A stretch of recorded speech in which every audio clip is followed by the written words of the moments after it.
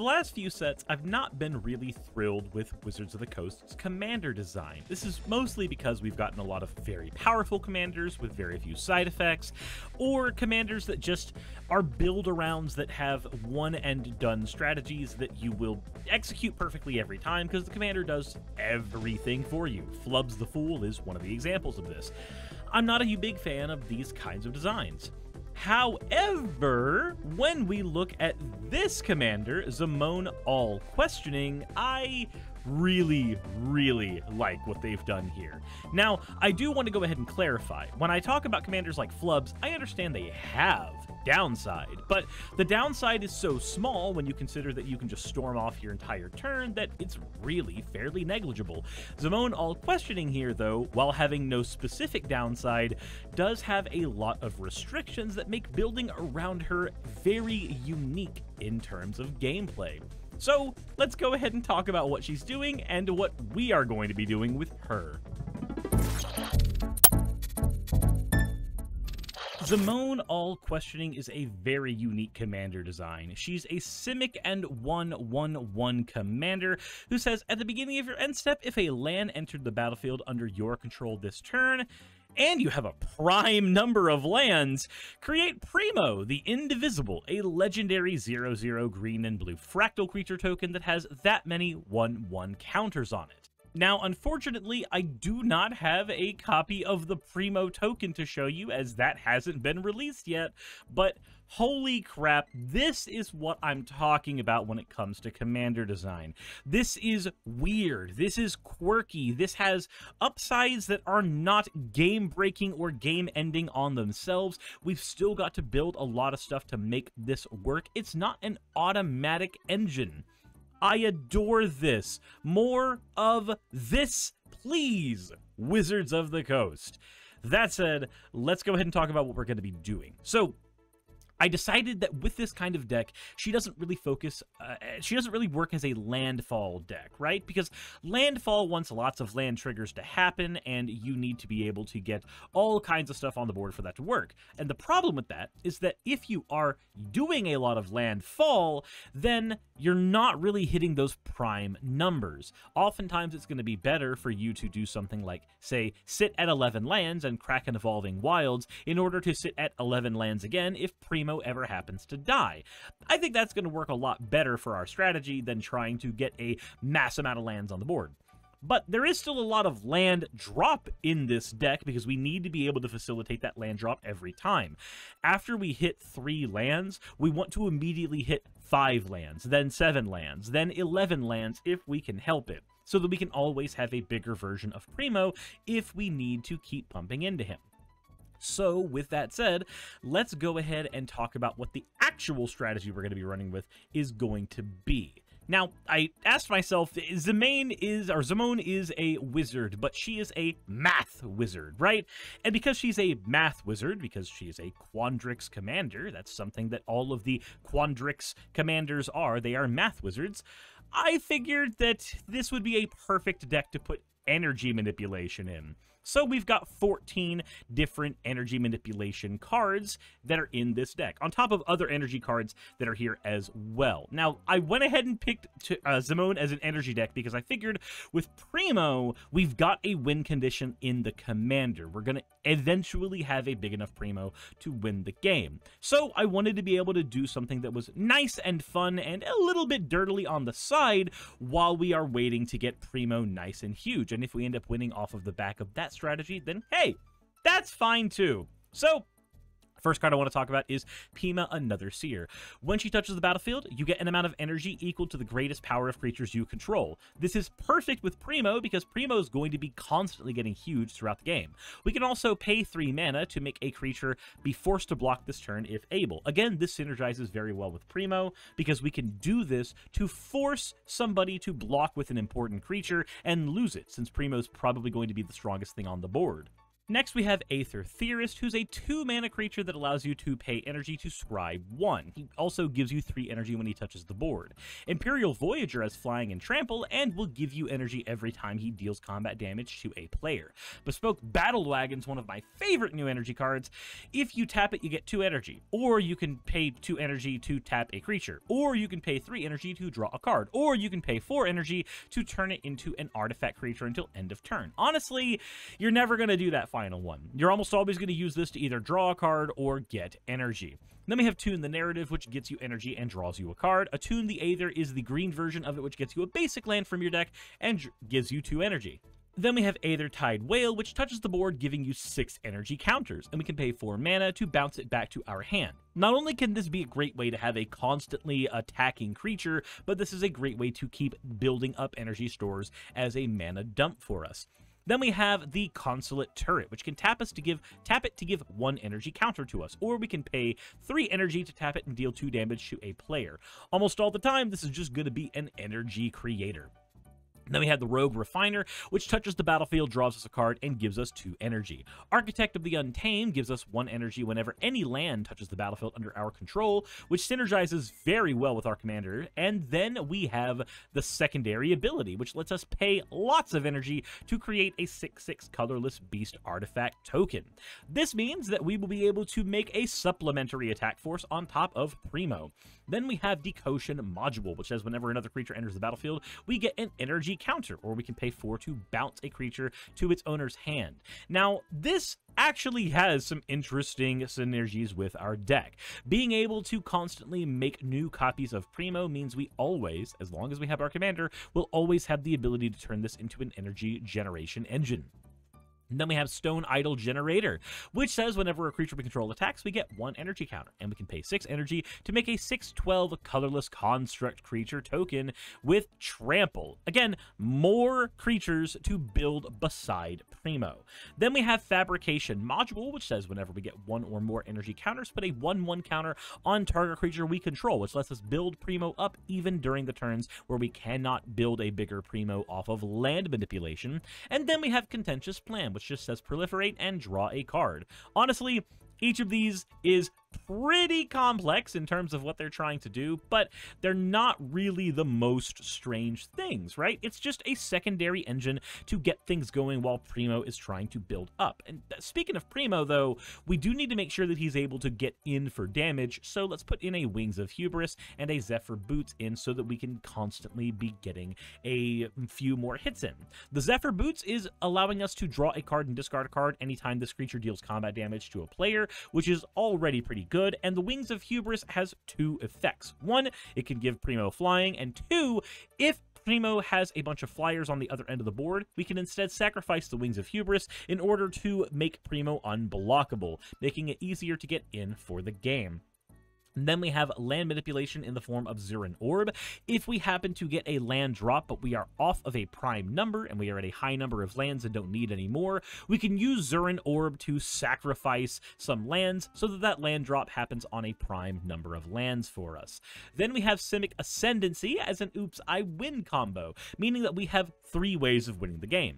Combat with Primo, advantage overloading with all of our energy counters, or the Simic Ascendancy, which lets us put a 1/1 counter on a creature we control, and if 1 or more 1/1 counters are put on a creature we control, put that many growth counters on Simic Ascendancy. At the beginning of our upkeep, if Simic Ascendancy has 20 or more growth counters, we win the game. Since Primo is constantly refreshing itself with our commander's ability, this means Simic Ascendancy has a lot of opportunities to win us the game outright for all of 2 mana, so long as somebody decides they don't want to run the removal to get rid of the Simic Ascendancy. Then we have counters matter cards, Voral of Hullclade, and Master Biomancer. The Biomancer says that every other creature touches the board with an additional 1/1 counter on it for every single bit of power the Biomancer has. So if we start adding more 1/1 counters to the Biomancer and proliferating them, he's going to constantly give a lot of power to Primo whenever Primo resets with Zimone all questioning. Vorl of Hull Clade allows us to double the number of every kind of counter on an artifact creature or a land, which can be used to turn Primo into a one-shot kill, or can be used to turn something like the Master Biomancer into a far better engine. And all of that feeds into the Simic Ascendancy. But like I said, we need other ways to get 1/1 counters on our board, so let's go ahead and add a Merfolk Skydiver, a Thrumming Bird, a Tainted Observer, and an Evolution Sage in for our proliferation engine.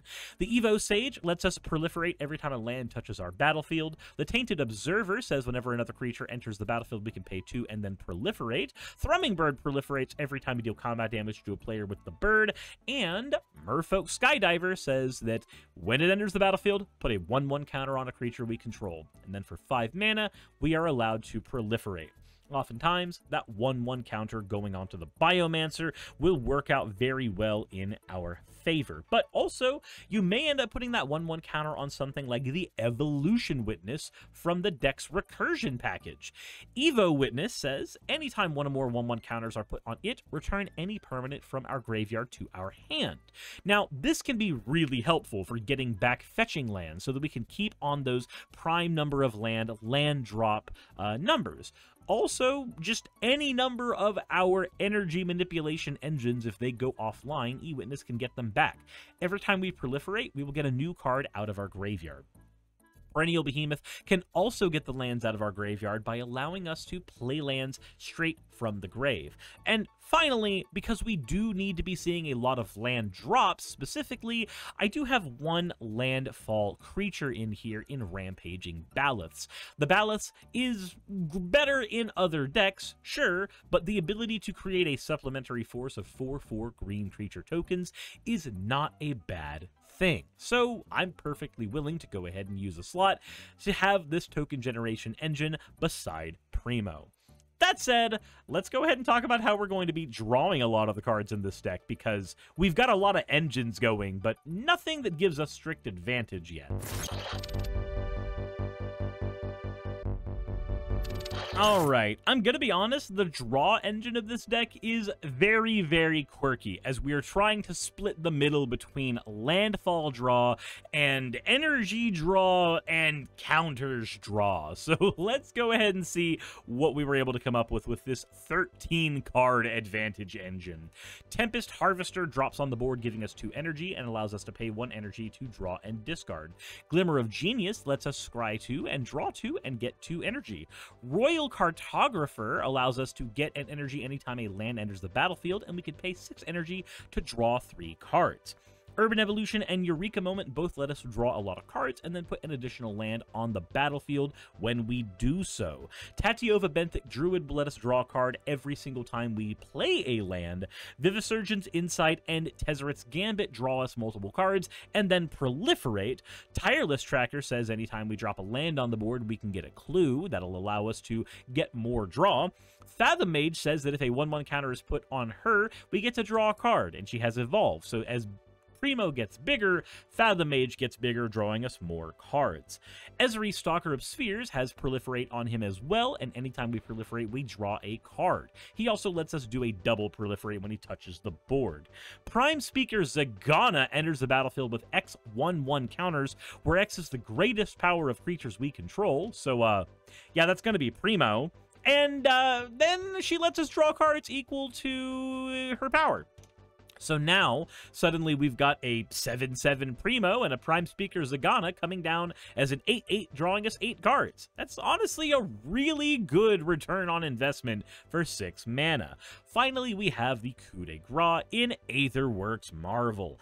Anytime a permanent is put into our graveyard, we get an energy counter. But also, we can tap it and pay 6 energy to look at the top 6 cards of our library and cast any spell from among them without paying its mana cost at all. This is one of those cards that, if left unchecked, will allow us to just run away with a game. Having access to an energy engine that lets us dig through our deck and get a mini Omniscience every turn is just, it's insanely perfect. Everything about it is wonderful. But we do need to make sure that our opponents are not outright winning the game while we are dirtling with all of our multiple engines. So let's go ahead and talk about how we're going to be stopping them from winning their games. Once again, with the deck running multiple different types of strategies, I wanted to make sure the removal and interaction package also reflected those different strategies that we are going to be running. So we've got 10 removal and interaction pieces, and the first one is Aether's Spike. We get to counter a spell unless our opponent pays 1 mana for every energy we sink into the Aether's Spike. Carnivorous Canopy lets us blow up an artifact or enchantment or a creature with flying, but if that card had mana value 3 or less, we then proliferate. Smell Fear lets us proliferate and then lets one of our creatures, usually Primo, fight a creature we don't control. Canker Bloom can blow up an artifact, enchantment, or proliferate. Confiscation Coup allows us to generate 4 energy, and then we get to steal any artifact or creature from the board, as long as we pay energy equal to that permanent's mana value. Then we have Negate, which can counter any non-creature spell. Reject Imperfection, which can counter any spell, and if it was mana value was 3 or less, we proliferate. Repulsive Mutation, which lets us put X 1/1 counters on any target creature we control, and then counter any spell, as long as it has less mana than the counters we added onto the creature. And then we have Fuel for the Cause, which lets us counter any spell and then proliferate. And finally, Dynavolt Tower, which says anytime we cast an instant or sorcery, we have 10 and 10 of each. Then we get 2 energy, and also we can pay 5 energy to deal 3 damage to any creature or player. This is very high-costed, yet incredibly recurable removal that will end up working out very well for us. Then we have one more removal piece in our board wipe, the Aether Squall Ancient. At the beginning of every upkeep, we get 3 energy counters, and then if we pay 8 energy, we return all other creatures to their owner's hands. Now, while this does unfortunately get rid of our Primo, if we are using our land manipulation package well, we can do silly things like paying 8 energy, bouncing everybody's boards to their hand, playing our commander, and then immediately just dropping a land onto the board or cracking one of our fetching lands so that we can get a reset on Primo so that it can attack on the next turn. All in all, it's not the most robust removal package that I've ever made, especially in Simic, where we have access to blue, one of the best removal and bounce colors in the game, but I did want to focus very hard on the engines that the deck is running. That said, some of these engines are a little expensive when it comes to the mana value. That's just kind of the nature of playing a budget deck, so let's go ahead and talk about how we're going to afford some of the cards we're trying to play. The ranch section for this deck is a little interesting. Again, we are trying to split the difference between a couple different strategies the deck is trying to do, so we've got a 12-card ramp package beginning with Coiling Oracle. This card touches the board and lets us look at the top card of our deck. If it's a card to draw, we draw it. If it's a land, we put it on the board. Then we have Growth Spiral, which lets us draw a card and then put a land from our hand onto the battlefield. Font of Fertility, Dawn Treader Elk, and Wayfarer's Bauble are all the same card with various mana shufflings, but they're just a permanent we drop on the board and then sacrifice at a later turn to get a basic land. Gallenly Heart Expedition has a landfall ability where if a land touches the battlefield, we get to put a quest counter on it. If we remove 3 quest counters from it and sacrifice it, we get 2 basic lands onto the battlefield tapped, and then we shuffle our library. Now, a note with Colony Heart Expedition. What you're going to want to do with this is hold on to it for a prime number turn. So you have Zimone out, and let's say you have the Colony Heart Expedition, and you've got 5 lands. If Primo's out, then you're golden. You don't need to do anything right now if you don't want to. But let's say Primo is gone and you've got those 5 lands. You've already done your land for turn. Now what you need to do is go ahead and sacrifice the Expedition to get up to 7 lands, due to that being a prime number. This will allow you to have a 7/7 Primo. Or if you've got 9 lands and you're in that drought of 4 turns where Zimone's not letting you get a new Primo, now this is the time to make your next 2 lands with Colony Heart Expedition, getting yourself up to 11 lands, allowing Zimone to make a new Primo. Remember, you've got to be skirting around the prime numbers. That is the name of the game of this deck. As long as you are getting prime numbers on the board, then you are golden. But that's why I've chosen Colony Heart over pretty much any other card that can get 2 lands out of the deck, as most of those cards want you to sink mana into them and get those 2 lands instantly. Colony Heart wants you to sink the mana into it and then get the 2 lands when you need them, which works out far better for our style of deck. Then we have Search for Tomorrow. Search for a basic land, put it on the battlefield tapped and then, or untapped and then shuffle. We can also play it on turn 1 by suspending it. Planar Genesis is a power crept growth spiral, allowing us to look at the top 4 cards of our library. We can put a land from among them onto the battlefield tapped, or we can draw a card. The ability to choose one or the other works out really well for us in this deck, because sometimes we don't want that land to touch the board, and sometimes we want that land to only touch a board before our turn begins, so that we can get a prime number on our turn. Planar Genesis being instant speed works really well for that. Wood Elves can get any forest from the deck onto the battlefield untapped, perfect for getting dual lands. Rampant Growth is your basic silver standard card for getting any land out of the deck. Conversion Apparatus is a mana rock that also gives us 3 energy counter if we pay 3 mana into it. We can also pay 3 energy to add 3 mana in any combination of colors if we need some fast ramp. And Solar Transformer touches the battlefield, generating 3 energy counters. And then after that, it'll function as your run-of-the-mill mana rock with the ability to generate a colorless mana at any point, or letting us pay energy into generating mana of any color. With that all said, we do need to get into the actual lands of the deck, because they are going to be pulling a lot more weight here than in other versions of the deck that I have played, or other versions of any deck that I've played. So let's begin with our basic lands. We've got 9 forests and 6 islands, with our dual lands for mana fixing being Command Tower, Exotic Orchard, Vine Glimmer Snarl, Simic Growth Chamber, Overflowing Basin, and Tangled Islet. Tangled Islet may be a tapped land, but it does have the Forest Island typing, allowing us to get it out of the deck with something like Wood Elves very, very easily. And bounce lands like Simic Growth Chamber get to do a lot of work in a deck like this, because their job primarily is bouncing a land to your hand, allowing us to stick to a prime number land at any turn. Now, if you are building this deck, maybe getting more bounce lands in the deck is a good idea if you are not working with the restrictive budget that I am. I wanted to add a Guildless Commons to the deck, and of course, that wasn't happening at $1. Where the bulk of the work of our deck is happening, though, is going to be in our fetching lands, because with fetching lands, we can do silly things like staying at 1 land amount for a while. Wow, I could not say words. I'm sorry, I couldn't say words. The ability to stay at 1 number of lands for a while is one of the benefits of lands like these. So while cards like Evolving Wilds have to be sacked to the turn they come out to get any benefit, Evolving Wilds does that, Terramorphic Expanse does that, Escape Tunnel does that. Most every other card in here can function as a land until we need it to give us the prime number of lands that we are looking for. Jund Panorama, Grixis Panorama, Esper Panorama, Bant Panorama, Naya Panorama, Promising Vein, and Shire Terrace are all effectively the same card in this deck. While some of these panoramas can only get one of the 2 colors that our deck is using, their primary purpose is not mana fixing for us. Their primary purpose is to allow us to sacrifice a land when we have 7 lands, and we're not going to be able to get to a prime number, sack a land, and immediately get a new land on the board, triggering Zimone, and keeping us at 7 lands, which is a prime number, allowing us to reset Primo and constantly have him being aimed at somebody's throat.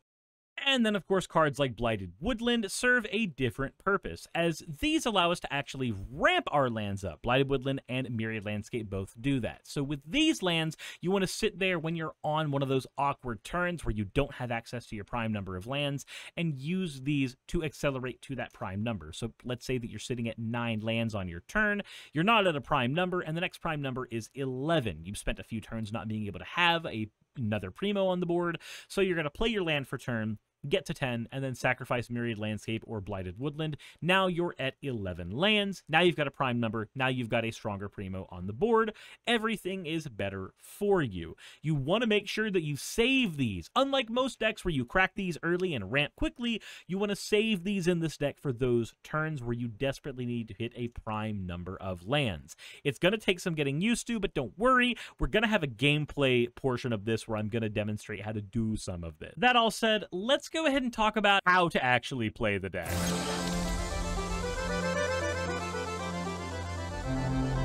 Alrighty, as usual, let's go ahead and start off with an example of a hand that we can keep, and this is actually one of those hands.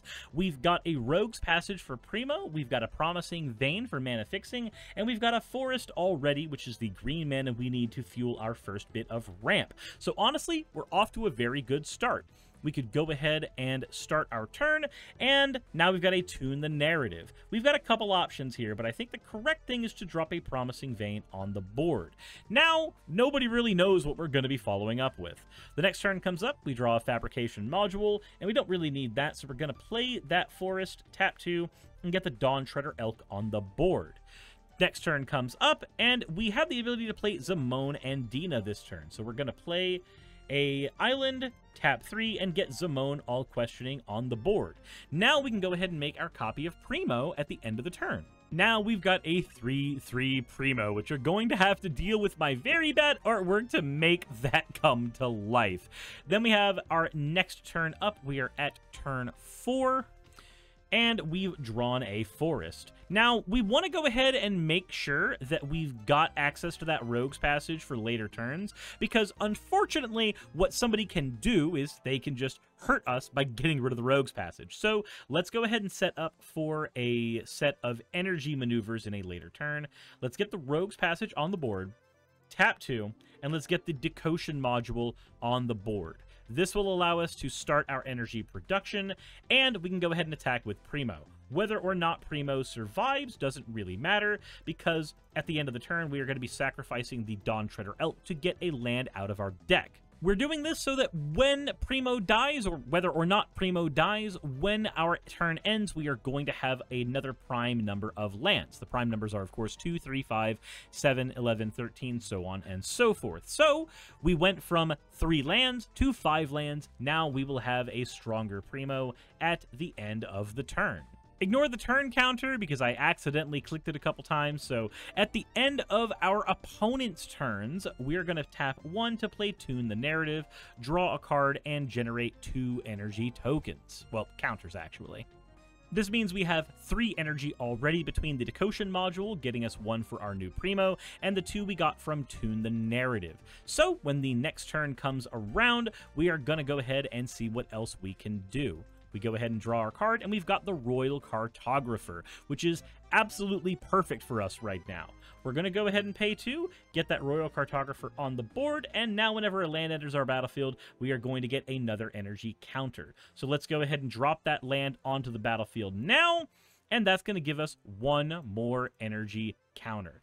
Now, we have this 5/5 Primo. We have no reason not to swing with it, but we've got 4 open mana. We can either drop the Fabrication module on the board in order to get Primo bigger, or we can make use of our Primo as he stands and go ahead and play Prima Aether Seer.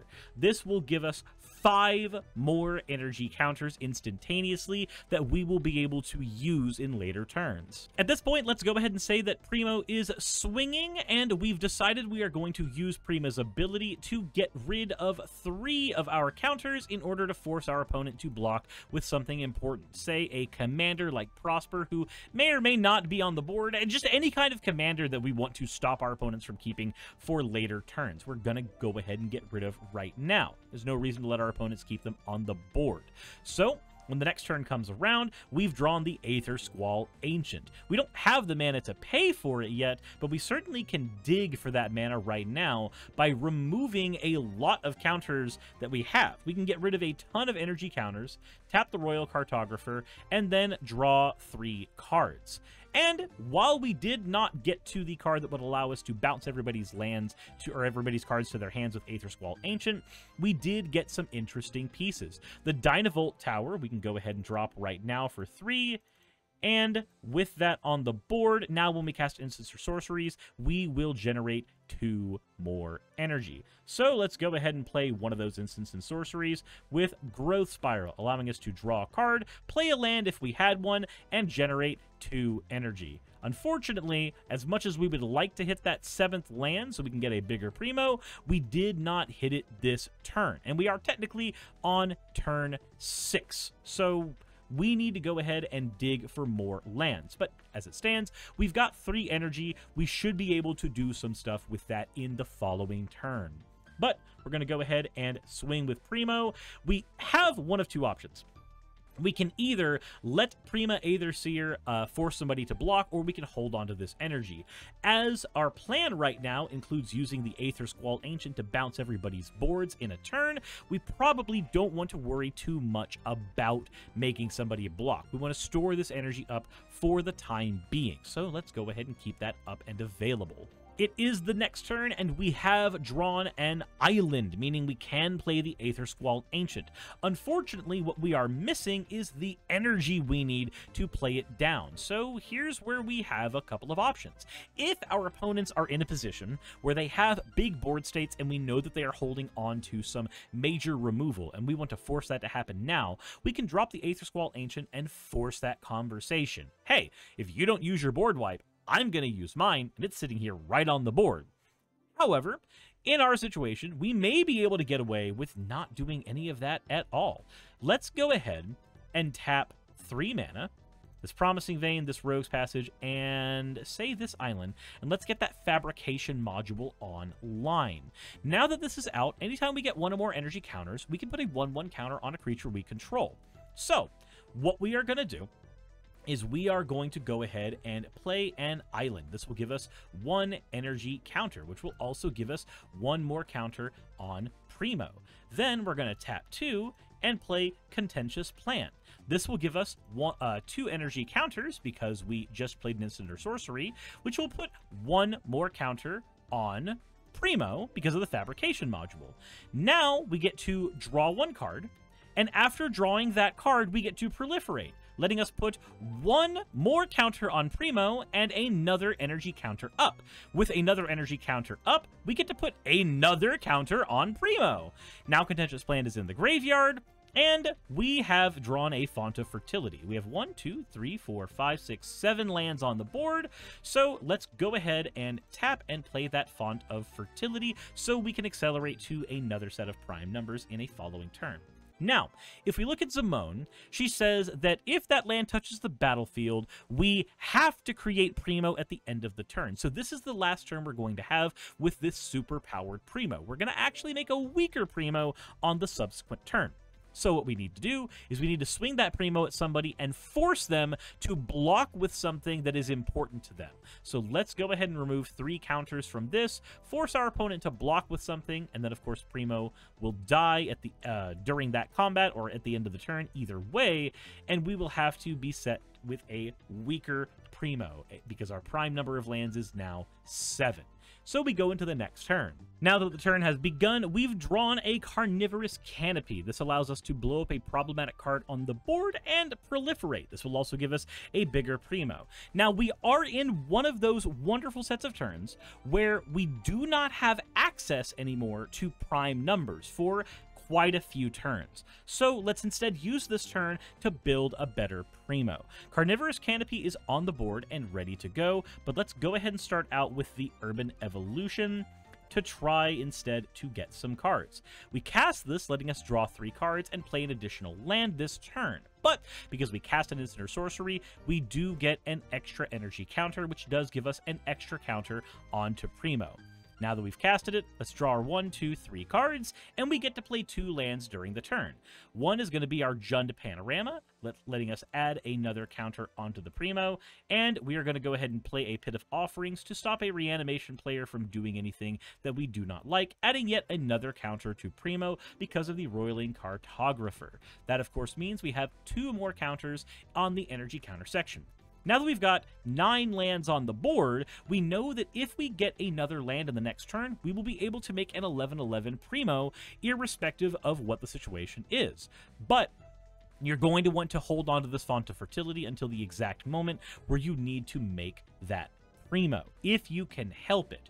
Right now, we've got 3 open mana, and we can use that 3 open mana to get rid of a problematic card on the board with Carnivorous Canopy, and if that card is small enough, let's assume that it is, then we're going to get the Proliferate. So a couple things happen. 1, Primo gets the first counter from me casting an instant or sorcery and getting an energy counter, because the Fabrication module lets me keep putting a 1/1 counter every time we get 1 or more energy.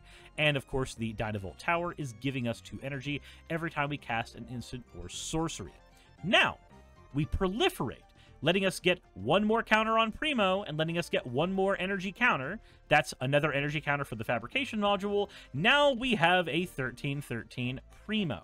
Now we've got a couple of options here, and I like what our options are. With a 13-13 Primo, we can actually start paying lots of mana into Pima Another Seer, or Pima Aether Seer, to force our opponents to block lots of stuff that is very disadvantageous to them. So let's go ahead and say we're going to remove 9 counters, right? We're going to remove 9 counters from this, which is going to take us from 11 down to 2 counters, so that our opponents have to block with 3 creatures, meaning Primo is going to get a bunch of things killed.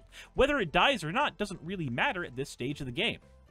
So that all happens, the next turn comes up, and we have an Evolution Witness. Now, if we were playing a real game, and cards of ours had been destroyed at any point during this game, then E-Witness would have a wonderful purpose right now.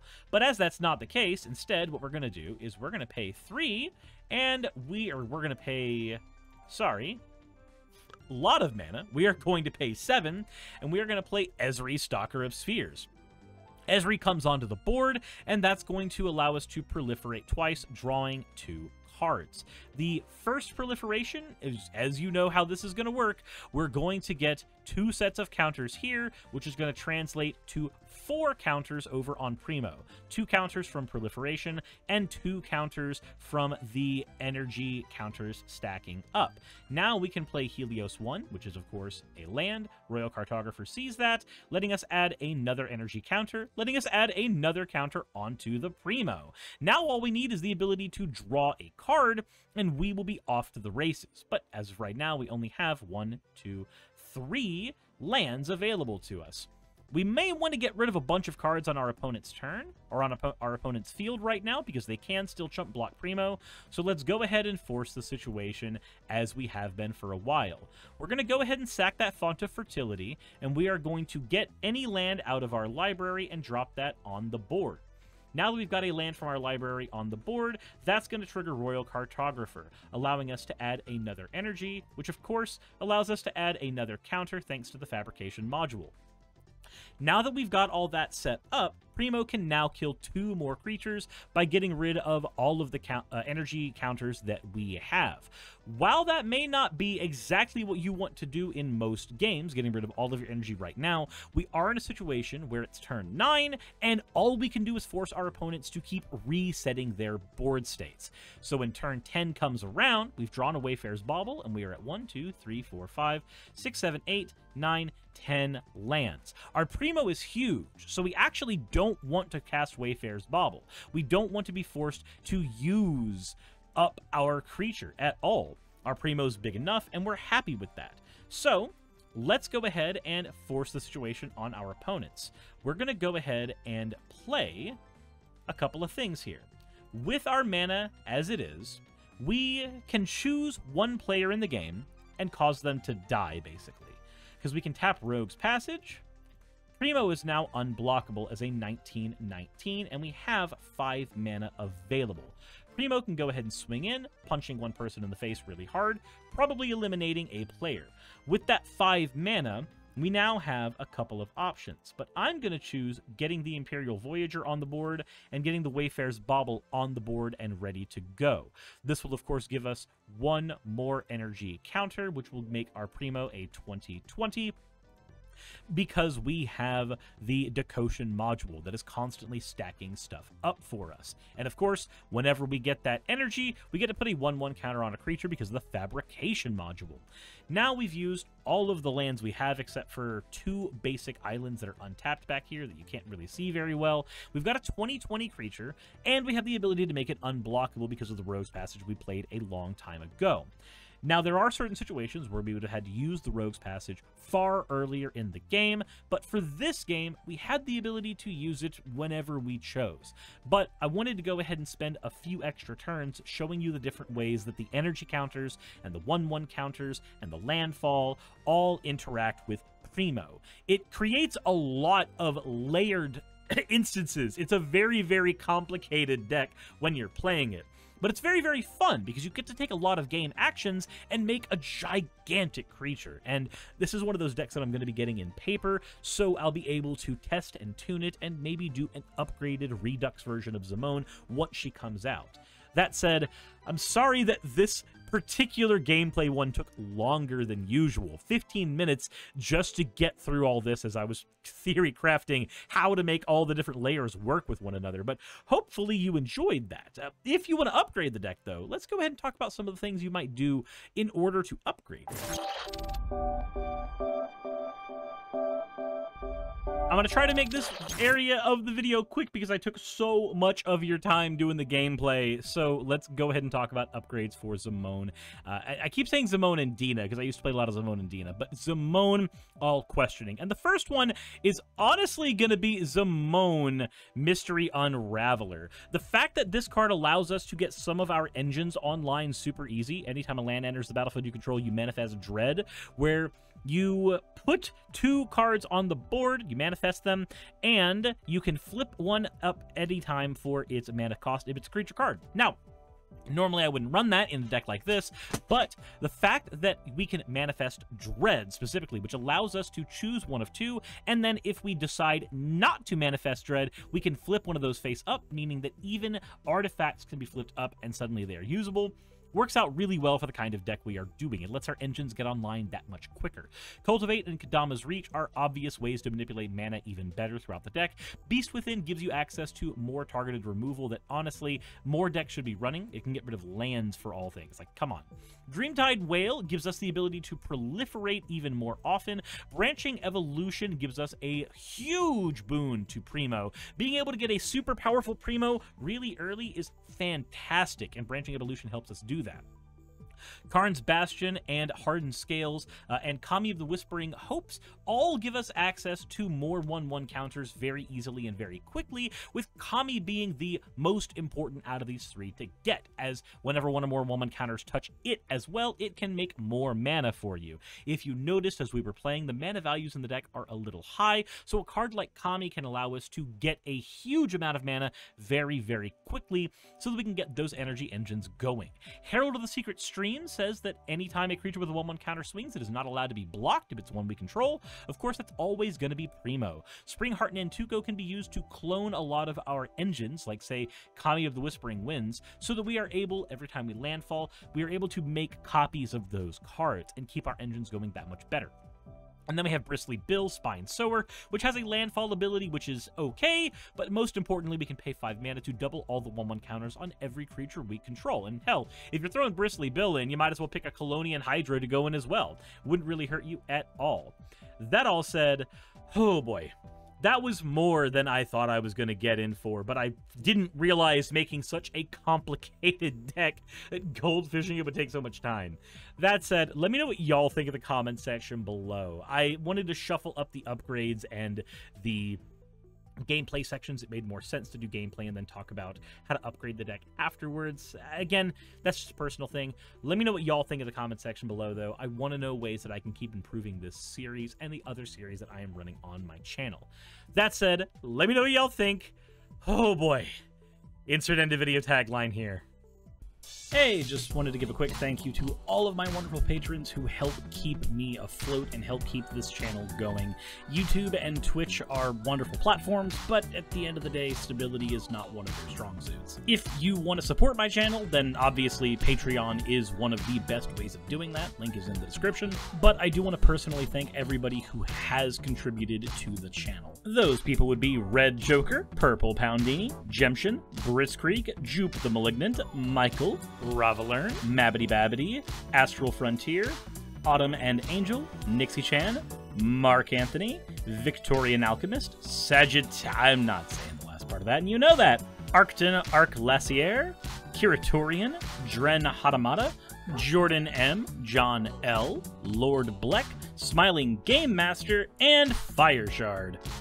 And everyone else who supports my channel and lets me do what I do full-time. This is a dream job of mine that I never believed that I would be able to take full-time, and with your help, I've been able to do it. So thank you so very much for that.